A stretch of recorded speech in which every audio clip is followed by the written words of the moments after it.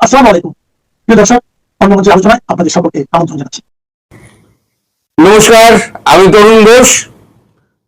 আজকে দ্বিতীয় পর্ব বেরিয়েছে, শেখ হাসিনার ইন্টারভিউ দ্বিতীয় পর্ব বেরিয়েছে। বিদেশ নীতিতে স্বার্থে দেশের স্বার্থকে জলাঞ্জলি, অভিযোগ শেখ হাসিনার। অগ্নি রায় দ্বিতীয় পর্ব আজকে বেরিয়েছে। এতে তিনি মারাত্মক কতগুলো কথা বলেছেন শেষের দিকে। ইন্টারভিউটা যখন শেষ, আজকেই শেষ, শেষের দিকে কিন্তু কতগুলো মারাত্মক কথা বলেছেন, যে কথাগুলো ভবিষ্যতে বাস্তবায়ন করলে বাংলাদেশ আবার তার পূর্বের জায়গায় সময় লাগবে, কিন্তু ফিরে আসবে। এবার কি বলা হচ্ছে ইন্টারভিউতে, আমি আগে সেটা পড়ি।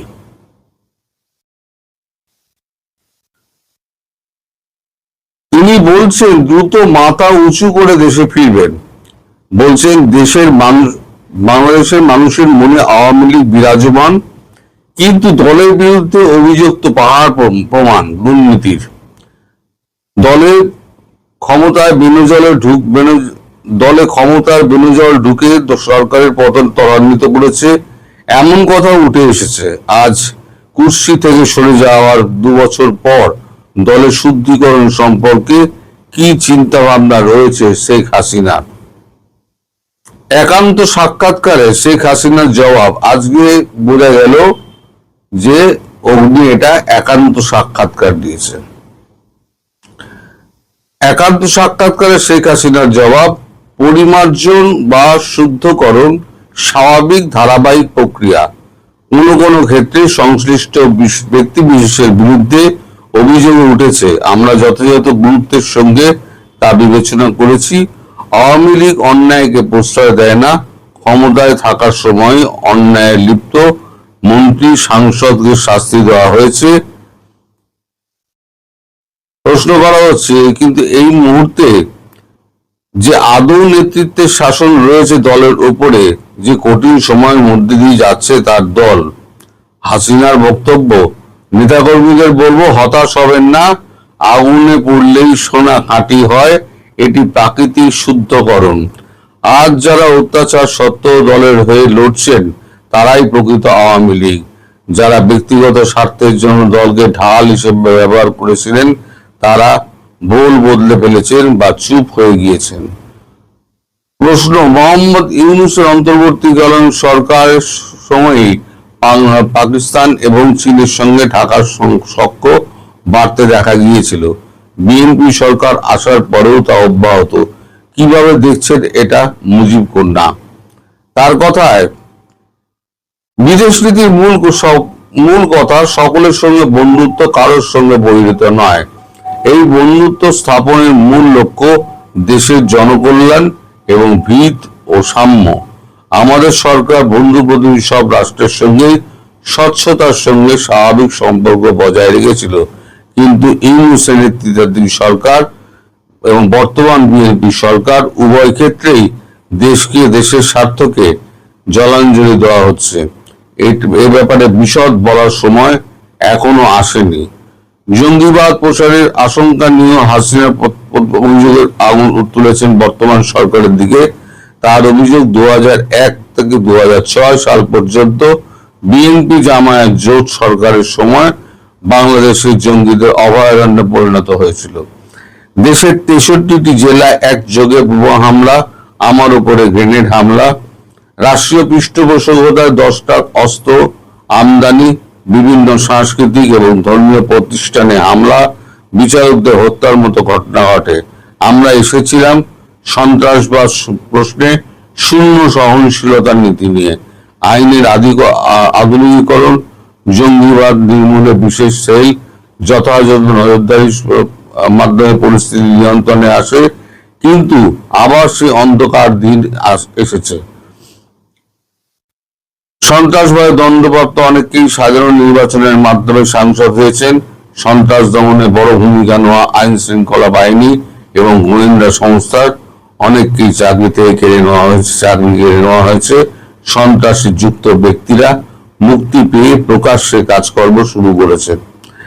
দেশের অর্থনীতি, এখানে তিনি হয়তো বাবরকে উল্লেখ করছেন, দেশের অর্থনীতি নিয়েও সরব হাসিনা। তার অভিযোগ, সুনির্দিষ্ট পরিকল্পনার মাধ্যমে ইউনূসের নেতৃত্বাধীন অন্তর্বর্তীকালীন সরকার বাংলাদেশের অর্থনীতি ধ্বংস করেছে। সন্ত্রাসের মাধ্যমে বড় বড় শিল্প প্রতিষ্ঠান বন্ধ করে দেওয়া হয়েছে। মাত্র 1.5 বছরে তারা বিদেশি ও দেশি উৎস থেকে ঋণ করেছে 3,73,000 কোটি টাকা।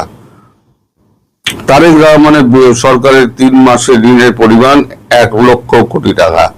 বিদ্যুৎ, তেল, গ্যাস, সেচের পানি, সার নেই, কর্মসংস্থান কমায়, মানুষের আয় কমেছে, পণ্যের দাম বেড়েছে। 2006 সালে বিএনপি নেতৃত্বাধীন 4 দলের জোট সরকারের শেষ বাজেট ছিল 70,000 কোটি টাকা। আমাদের শেষ বাজেট 2024-25-এর আকার ছিল 7,97,000 কোটি টাকা। তার দাবি, এই পরিসংখ্যানে প্রমাণ করছে দেশের অর্থনীতিতে আওয়ামী লীগ সরকার কতটা সুদৃঢ় হতে পেরেছিল। প্রশ্ন করা হচ্ছে যে আপনি দেশে ফিরে, এই যে আপনার বক্তব্য শুনে বোঝা যাচ্ছে আপনার দেশ এখন একটা ভঙ্গুর অবস্থার মধ্যে দিয়ে চলছে। এই অবস্থায় আপনি দেশকে আবার ঘুরে দাঁড় করাবেন কি করে? হাসিনার জবাব, সঠিক পরিকল্পনা বাস্তবায়ন এবং তার যথাযথ প্রয়োগ, এছাড়া আইন শৃঙ্খলার শাসন এবং অপরাধীদের প্রকৃতভাবে বিচার। যারা শয়ে শয়ে পুলিশ মেরেছে, হাজারে হাজারে পুলিশ মেরেছে, শয়ে শয়ে হাজারে হাজারে পুলিশ মেরেছে, নিরাপরাধ ব্যক্তিদের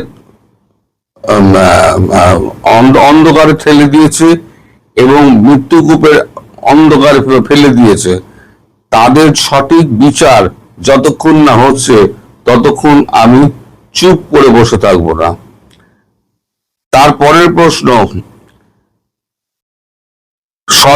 সরকার তো একটা, দুটো সরকারি একটা চুক্তির মাধ্যমে দেশকে প্রায় অন্ধকার জায়গায় ঠেলে দিয়েছে। সেখানে আপনি কি করতে পারেন?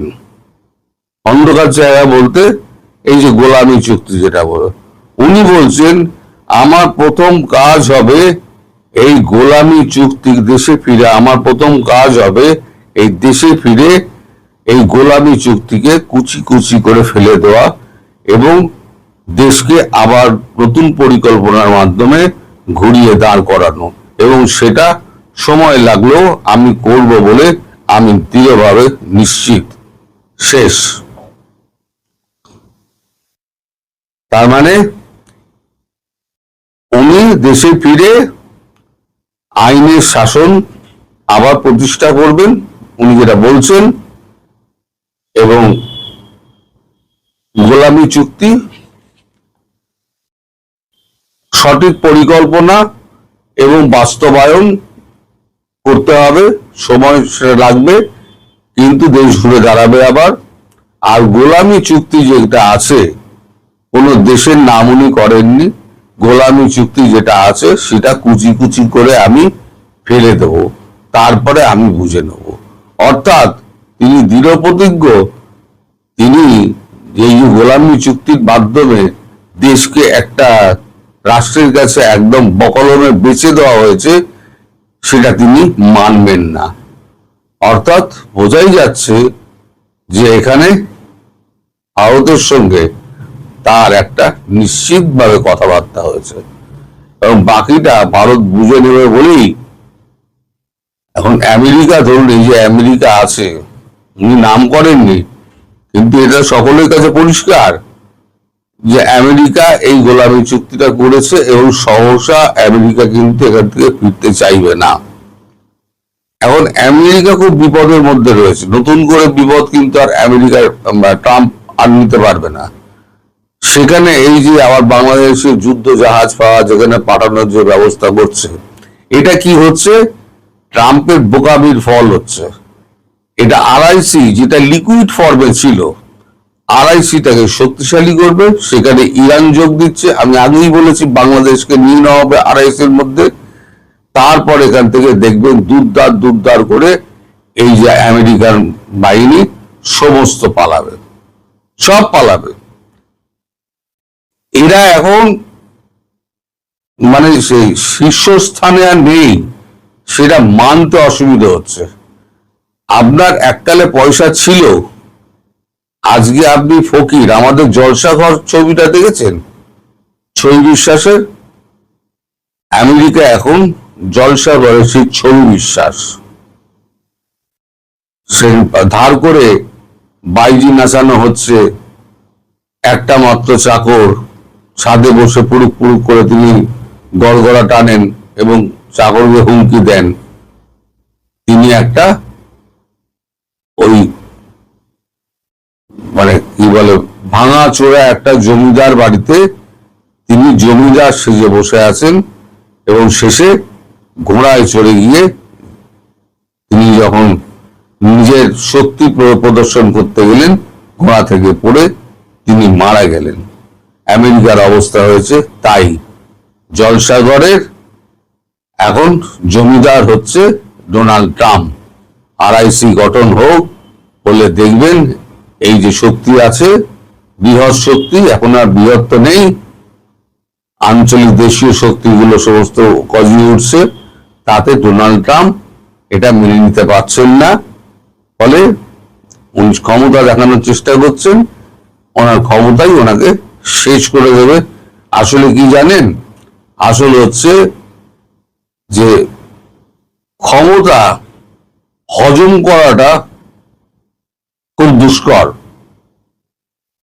ক্ষমতাকে হজম করতে হয়, হজম করাও শিখতে হয়।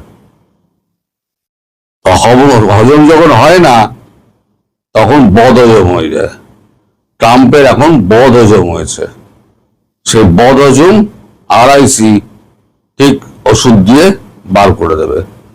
সবাই ভালো থাকবেন, সুস্থ থাকবেন এবং সাবধানে থাকবেন।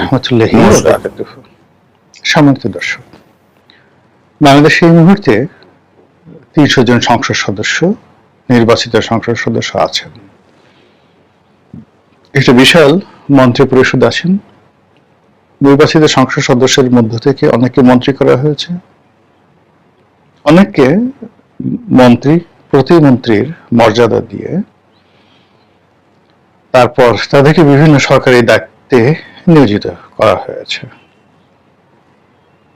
এর বাইরে সংসদ সদস্য পদে মহিলাদের নিয়োগ দেওয়া হয়েছে।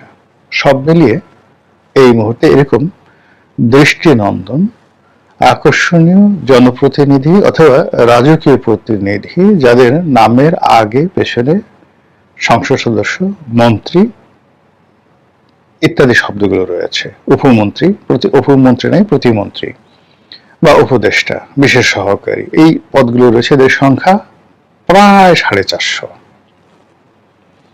তো এই যে 450 মানুষ, এই মানুষগুলো আমাদের সমাজের ইন জেনারেল আলোকবর্তিকা হওয়া উচিত। They must have a magnetic power. তারা যেখানে যাবে সেখানে তারা একেবারে একটা চুম্বক শক্তির মতো বসে থাকবে, আর চারিদিক থেকে প্রবলভাবে আকর্ষিত হয়ে জনগণ তাদের দিকে আসবে। রানী মৌমাছিকে কেন্দ্র করে পুরো একটা মৌচাকের লক্ষ লক্ষ মৌমাছি যেভাবে আবর্তিত হয়, যেভাবে একত্র থাকে, একটি মৌচাক ভেঙে দেওয়ার পরেও আর একটা মৌচাক তারা তৈরি করে এই রানী মৌমাছির নির্দেশে। রানীর জন্য তারা জীবন দেয়, রানীর জন্য তারা মধু সংগ্রহ করে, এবং সেই মধু সংগ্রহের যে প্রক্রিয়া, এটা আপনারা যদি জানেন আপনি অবাক হয়ে যাবেন। কোরআনে এই মৌমাছি নিয়ে একটা সূরা আছে। তো এই যে মৌমাছির যে কর্মকাণ্ড, সেই পুরো কর্মকাণ্ডের মধ্যেই আপনি রাষ্ট্র ব্যবস্থা, রাজনীতি, রাজা, মন্ত্রী, এমপি, আমির, উমরা, সম্রাট, সম্রাজ্ঞী, এই সব জিনিসগুলো পেয়ে যাবেন। যখন প্রকৃতির যে স্বাভাবিক নিয়ম, সেই স্বাভাবিক নিয়ম অনুযায়ী একজন রাজপুরুষের যে আকর্ষণ, সে আকর্ষণ না থাকে, ইট মিনস তিনি আর রাজপুরুষ নন। রাজা অলওয়েজ রাজা। রাজাকে দুইভাবে উপস্থাপন করা হয় রাজপুরুষকে, তার অফিস দ্বারা, তার পোশাক দ্বারা, তার কর্ম দ্বারা, আর তার উপর একটা প্রাকৃতিক বৈশিষ্ট্য থাকে। তিনি যেখানে দাঁড়ান লোকজন বুঝতে পারে সে রাজা। আমরা অতীতে যে গল্পগুলো পড়েছি, দেখেছি, শুনেছি, লক্ষ মানুষের মধ্যে একেবারে বেশহীন কোনো পোশাক আশাক ছাড়া আপনি দাঁড়িয়ে যাবেন, সঙ্গে সঙ্গে সে বলবে, মানে সে যদি বলে আমি রাজা, আশেপাশে সব মানুষ আনুগত্য প্রকাশ করবে। জাস্ট একটা ছোট্ট উদাহরণ দিই বোঝানোর জন্য। তার আগে একটু বলে নেই যে শিরোনামে আলোচনা করছি যে বর্তমানে যারা মন্ত্রী আছেন, এমপি আছেন, তাদেরকে ঘিরে মানুষের কোনো আকর্ষণ নেই, কোনো আগ্রহ নেই। এদেরকে দেখে মানুষ বলছে না আমাদের এমপি, আমাদের মন্ত্রী, আমাদের প্রধানমন্ত্রী, আমরা তাকে ভালোবাসি, আমরা তাদেরকে ভালোবাসি, তারা আমাদের জন্য কাজ করছে, we are much grateful.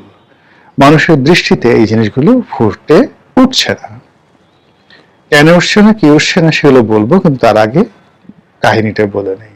Napoleon Bonaparte, আপনারা জানেন মানব জাতির ইতিহাসে ৩-৪ জন যদি সর্বকালের মিলিটারি জিনিয়াস থাকেন, যারা একই সঙ্গে মিলিটারি জিনিয়াস, বিশ্ব জয় করেছেন এবং একই সঙ্গে সুন্দর একটা শাসন ব্যবস্থা, একটা শাসনতান্ত্রিক প্রক্রিয়া এবং একটি যাকে বলা হয় সিস্টেমের সঙ্গে সঙ্গে লিখিত কোড অফ কন্ডাক্ট, এগুলো উপহার দিয়েছেন, তাদের মধ্যে প্রধানতম সম্রাট নেপোলিয়ন বোনাপার্ট। জীবনের উত্থান পতনে তিনি একবার পরাজিত হলেন এবং তাকে ব্রিটিশরা একটা দ্বীপে বন্দী করে রাখলো। তিনি যেখানে মারা গেলেন সেন্ট হেলেনা না আরেকটা দ্বীপে। তো সেই দ্বীপ থেকে তিনি পালিয়ে এলেন, সমুদ্র পাড়ি দিয়ে তিনি তীরে পৌঁছলেন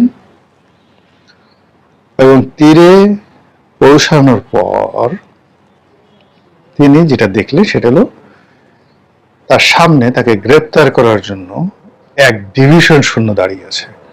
এক ডিভিশন সৈন্য মানে ৮,০০০ সৈন্য। ৮,০০০ সৈন্য যিনি আজকের যুগে একজন মেজর জেনারেল থাকেন এটার কমান্ডে। তো এরা সবাই ফ্রান্সের সৈনিক। নেপোলিয়ন বোনাপার্টের ক্ষমতা চলে যাওয়ার পরে যারা ক্ষমতায় ছিলেন তারা ব্রিটিশদের তাবেদার। এখন যেভাবে বাংলাদেশের অনেকে আমেরিকার তাবেদার বলা হচ্ছে, আগে যেভাবে ভারতের তাবেদার বলা হতো, ঠিক একইভাবে তারা ছিল ব্রিটিশ সাম্রাজ্যের তাবেদার। তো সেই তাবেদারদের একজন জেনারেল ৮,০০০ সৈন্য নিয়ে নেপোলিয়ন বোনাপার্টকে পেয়ে গেছে, একেবারে সমুদ্র থেকে নামছে। তো সম্রাট প্রথমে ধমক দিলেন, তোমরা কি করছো, আমি তোমাদের সম্রাট। এই কথা বলার সঙ্গে সঙ্গে, মানে এই কি রাজসিক command, I am your king, এই কথা শোনার সঙ্গে সঙ্গে পুরো বাহিনী, ৮,০০০ বাহিনী ইনক্লুডিং দ্য জেনারেল, সেই জেনারেল তারা তাদের অস্ত্র সমর্পণ করে সঙ্গে সঙ্গে মাথা নুয়ে বো করে আনুগত্য প্রকাশ করলো। জাস্ট একটা শব্দ। বুঝার চেষ্টা করেন তো, আজ বাংলাদেশে আসছে এবং এয়ারপোর্টে নামার পরে শেখ হাসিনা নামছে, নামার সঙ্গে সঙ্গে তাকে গ্রেপ্তার করার জন্য ৮,০০০ সৈন্য সেখানে গেছে, ইনক্লুডিং একজন লেফটেন্যান্ট জেনারেল, এবং সেম ঘটনাটা ঘটলো। তাহলে বুঝতে পারবেন যে what is the power of Sheikh Hasina. ঠিক সেম ঘটনা নেপোলিয়ন বোনাপার্টের ক্ষেত্রে ঘটছে। তিনি তারপরে দাঁড়াও, স্ট্যান্ড আপ, দাঁড়ালেন। তারপর তিনি সেই বাহিনীর নেতৃত্ব নিয়ে এই যে ওই দিন থেকে যুদ্ধ শুরু করলেন, আর এক দফা সেই তার বিজয় গাথা শুরু হলো। এরপরে তিনি ওয়াটারলু যুদ্ধে পরাজিত হলেন এবং সেন্ট হেলেনাতে গেলেন, কিন্তু এইটা দিয়ে তার দ্বিতীয় দফা শুরু হলো। এই হলো রাজার কমান্ড, এই হলো রাজার চরিত্র, এই হলো রাজার যোগ্যতা, এই হলো রাজাকে নিয়ে মানুষের আদিক্ষেতা, আকর্ষণ।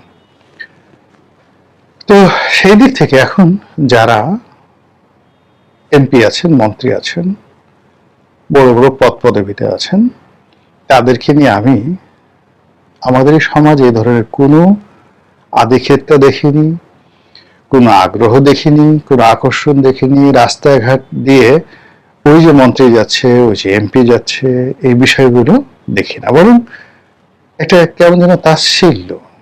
মন্ত্রী এমপিরা যে কথাগুলো বলছে, তারা ট্রলের শিকার হচ্ছেন, তাদেরকে নিয়ে তাচ্ছিল্য করা হচ্ছে, এবং তারা আগে মন্ত্রী এমপি হওয়ার আগে যে অবস্থায় ছিলেন, সম্ভবত এখন তার সাথে আরো একটা বেজ্জতির অবস্থায় পড়ে গেছেন।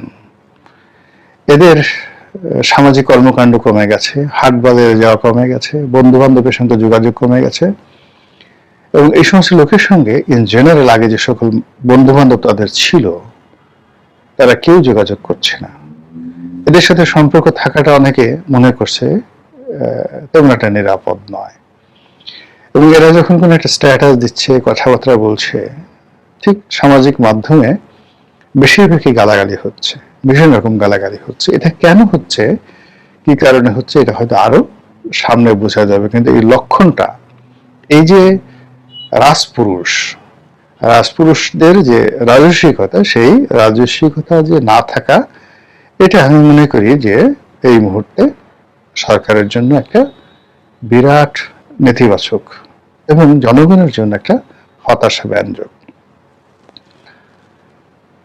দ্বিতীয় যে বিষয়টি রয়েছে সেটি হলো চারিদিকে শুনশান নীরবতা। ঠিক একটা সমাজে যে ধরনের সরব থাকে, যে ধরনের গৌরব থাকে, যে ধরনের কলকোলাহলে মুখরিত থাকে, সমাজের একটা স্রোত থাকে। কিছু মানুষ স্রোতের অনুকূলে পাল তুলে, কিছু মানুষ স্রোতের বিপরীতে তারা সাঁতরায়, কিছু মানুষ বাতাসের অনুকূলে পাল তুলে, কিছু মানুষ বাতাস এবং জোয়ারের প্রতিকূলে গুণ টানতে থাকে, এবং এটা হলো সমাজের একটা স্বাভাবিক চিত্র। আর এখন সব নীরব, হাওয়া যেদিকে সেদিকে বাতাস দিচ্ছে সবাই, জোয়ার যেদিকে সেদিকেই নৌকা ছেড়ে দিয়েছে সবাই। এখানে কোনো ভাওয়াইয়া নেই, ভাটিয়ালি নেই, জারি নেই, সারি নেই, আনন্দ নেই, উল্লাস নেই, গান নেই, কবিতা নেই, শুধু খাল কাটা, শুধু কার্ড, শুধু এই তোমরা কেমন আছো, লেখাপড়া করছো তো, নকল চলবে না, এই জিনিসগুলো।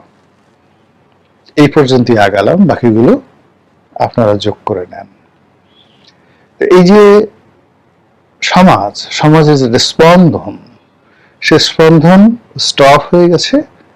আর যখন চারিদিক থেকে স্টপ হয়ে যায়, গভীর রজনী আপনি অন্ধকারের মধ্যে ঝিঝি পোকা, এমনকি তেলা পোকার, এমনকি টিকটিকি, তাদের নড়াচড়ার শব্দগুলো শুনতে পান। তো এই স্তব্ধ সমাজে বিশ্ববিদ্যালয়ে কি হচ্ছে, রাজু চত্বরে কি হচ্ছে, মগবাজারে কি হচ্ছে, কারণ বাজারে কি হচ্ছে, কচু খেতে কি হচ্ছে, মানুষ কান পেতে থাকে। মানুষ জানতে চায় সীমান্তের ওপারে কি হচ্ছে, সীমান্তের এপারে কি হচ্ছে, কে ডাকে, কে আসে, কে যায়। এই যে ফিসফাস, এই যে ভৌতিক একটা কাণ্ড, এটি মানুষের হৃদয়ে ভয়ের সৃষ্টি করে, আতঙ্কের সৃষ্টি করে, পিলে চমকানোর মতো ঘটনা ঘটে যায়। সেটা আমাদের এই সমাজে এখন শুরু হয়েছে। সরকার মাত্র 70 দিন বয়স। আচ্ছা, এই সরকার পূর্ণ মেয়াদে যেতে পারবে তো? কতদিন থাকবে এই সরকার? আওয়ামী লীগ নির্বাচনে ভবিষ্যতে জীবন আসতে পারবে? আওয়ামী লীগ ক্ষমতায় ফিরতে পারবে, দেশে আসবে? মানে কোনো কথাতেই আওয়ামী লীগকে বাদ দেওয়া যাচ্ছে না, আর কোনো কথাতেই বিএনপি জামাতকে যে ক্ষমতার যে ধারাবাহিকতা, সেই ধারাবাহিকতায় তাদেরকে রাখা যাচ্ছে না। মাঝপথে কিসের যেন বাধা, কিসের যেন হতাশা, মনে হয় কেউ নেই, মনে হয় কিছু নেই, মনে হয় যে তোমার আমার মধ্যে আমরা দাঁড়িয়েছি কুলাকুলি করে, আলিঙ্গন করে, কিন্তু মধ্যে একটা হিমালয়ের পাহাড় আছে। আমি প্রিয়তমাকে ধরে রেখেছি, ধরুন আমার প্রিয়তমা ক্ষমতা বা আমার সিংহাসন, আমি তাকে বুকের মধ্যে চেপে ধরেছি আলিঙ্গন করে, কিন্তু প্রিয়তমা কিংবা আমি দুজন অনুভব করছি যে আমাদের মাঝে একটা বিশাল পাহাড় আছে, এটা দেয়াল আছে, এটা সমুদ্র আছে, পদ্মার ঢেউ আছে। এরকম একটা অবস্থা, কেউ কাউকে বিশ্বাস করতে পারছেন না, কেউ কাউকে আপন ভাবতে পারছেন না, কেউ অথরিটি নিয়ে দাঁড়াতে পারছেন না, কেউ বলছেন না যে আমি, আমার, আমাদের, এটা করতে হবে, এটা মানতে হবে, এটা হবে, এর বাইরে কিচ্ছু হবে না।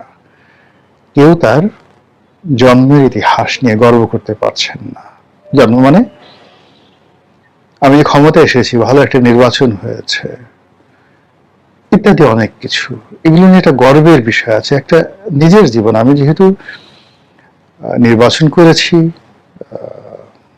বেশ কয়েকটি নির্বাচন করেছি, সংসদ সদস্য হয়েছি, দুটো বড় দলের একেবারে দুঃসময় এবং সুসময়। 11-এর সময় আওয়ামী লীগে ছিলাম, তো ওই সময় আওয়ামী লীগকে দেখেছি।